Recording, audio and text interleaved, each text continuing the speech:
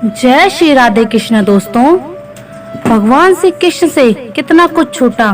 पहले माँ छूटी, फिर पिता छूटे, यशोदा मैया और नंद बाबा मिले, वह फिर भी छूट गए।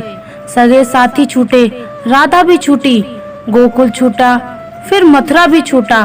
श्री कृष्ण से जीवन भर कुछ न कुछ छूटता ही रहा। अगर नहीं छूटा तो वो था उनका देवत्व, उनकी मुस्कान, उनकी सकारात्मकता। इतना सब होने के बाद भी भगवान श्री कृष्ण दुख के नहीं उत्सव के प्रतीक हैं। सब कुछ छूटने पर भी कैसे खुश रहा जाता है, यह श्री कृष्ण से अच्छा और कोई नहीं सिखा सकता। दिल टूटने पर भी हंसना शायद जिंदा दिली इसी को कहते हैं। ठोकर लगने पर भी मंजिल तक भटकना शायद तलाश इसी को कहते हैं। किसी को चाहकर भी ना पाना शायद चाहत इसी को कहते हैं। टूटे खंडहर में बिना तेल के दिए जलाना शायद उम्मीद इसी को कहते हैं।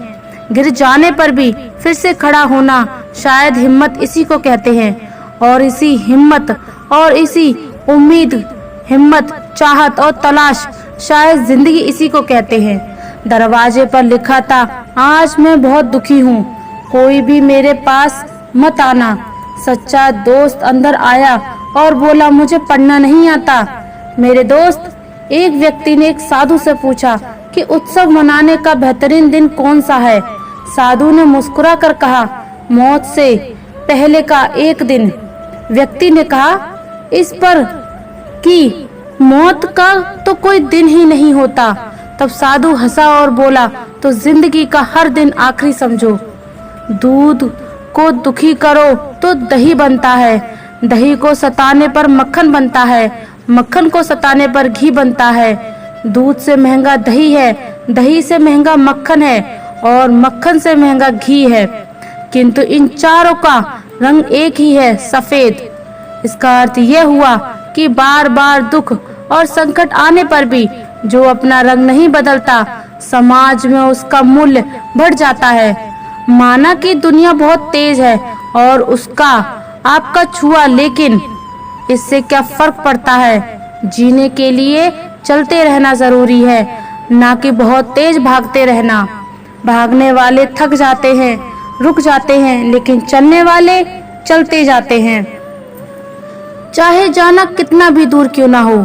चिंता से चतुराई घटे, घटे रूप और ज्ञान। चिंता बड़ी अभाग्नि, चिंता चिता समान। तुलसी भरोसे राम के निर्भय हुए सोए।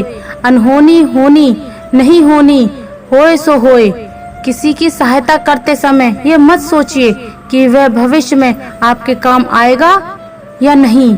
बस सहायता करके भूल जाइए, क्योंकि आशा का भाव ही भविष्य में आपके दुख का कारण बनता है। आप जो भी कर रहे हैं उसे परमात्मा देख रहा है। दूसरे जो कर रहे हैं उसे भी परमात्मा देख रहा है। ना किसी को सताएं, ना किसी को बताइए। बस इतना विश्वास रखिए कि जब ईश्वर ने उसकी सहायता के लिए आपको भेजा है, तो निश्चित ही जब पाप को आवश्यकता होगी तो वह किसी न किसी को जरूर भेज देगा। काबू में रखिए प्रार्थना के समय अपने दिल को। काबू में रखिए खाना खाते समय अपने पेट को।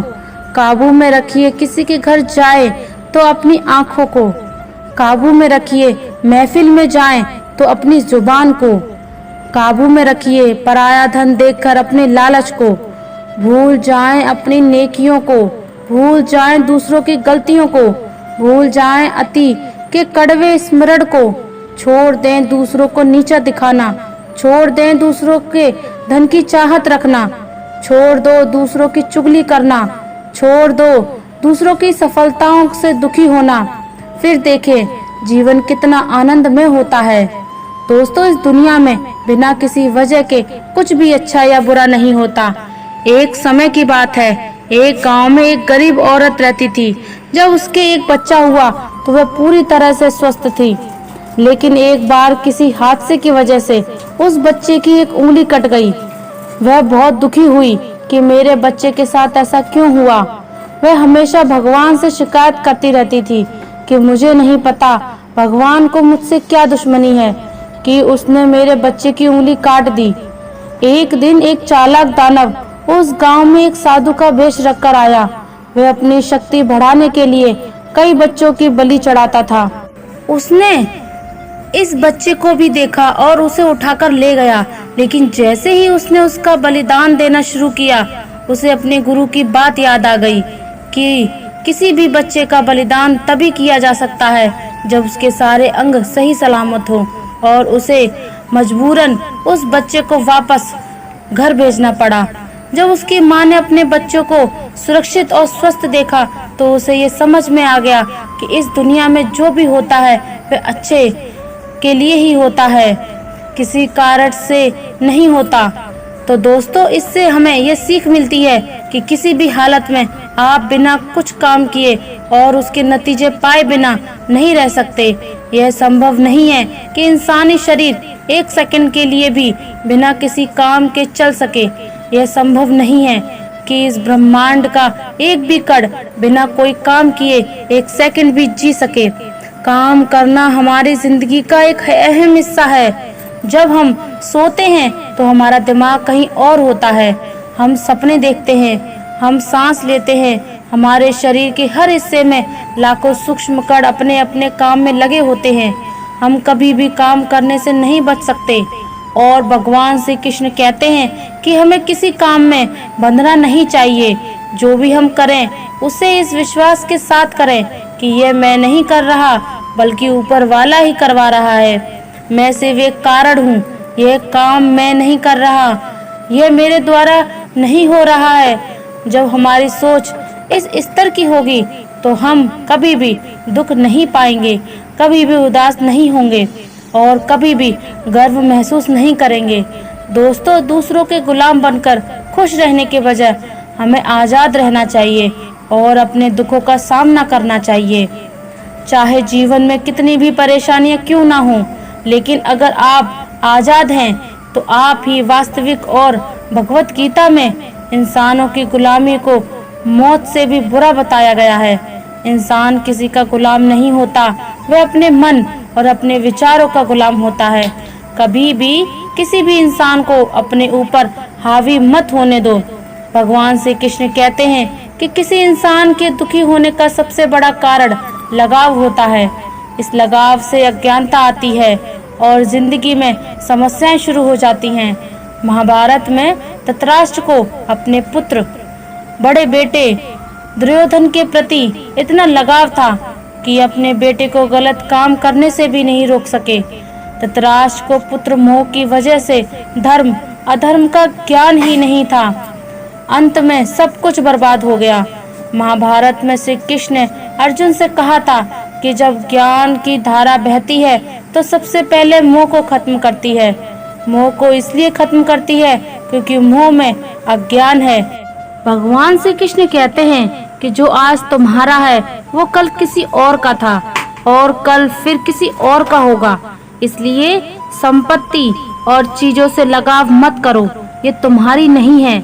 मौत के बाद ये सब यही रह जाएंगे। अगर कुछ कमाना है तो परिवार का प्यार और स्नेह कमाओ जो हमेशा तुम्हारे साथ रहेगा। यह माता पिता और गुरु का कर्तव्य है कि वे शिष्य या बेटे को ज्ञान दें, लेकिन केवल ज्ञान से कुछ नहीं मिलता जब तक कि उसमें समझदारी और बुद्धि ना हो। ज्ञान केवल निष्क्रियता या विनाश की ओर ले जाता है। इसलिए ज्ञान के साथ साथ समझ भी जरूरी है। यह जरूरी है कि हम ज्ञान और अच्छे मूल्य को बांटें।